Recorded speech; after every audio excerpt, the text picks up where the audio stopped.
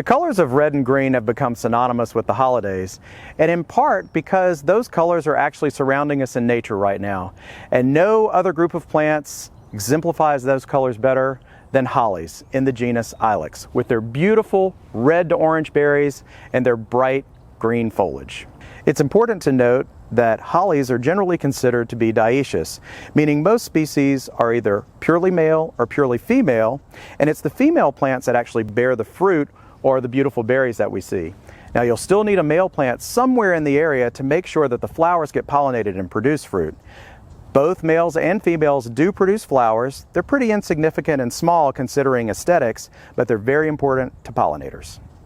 Many holly species are generally considered small to medium-sized trees, but there are some great options for hedges and small shrubs. My go-to is our native Yaupon holly, the dwarf form.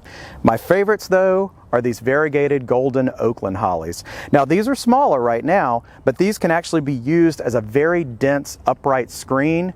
With these, the more sun they get, the brighter that variegation and color gets in the landscape.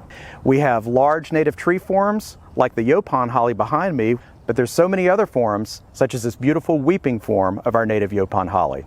The East Palatka holly is a cross between two native species, and it produces a wonderful crop of berries each year. But finally, let me tell you my favorite thing about hollies. They're so adaptable to different sites. From well-drained soils to poorly drained soils, to bright sun to part shade, hollies can really do the job for us in the garden. For Get It Growing, I'm Jason Stagg with the LSU AgCenter.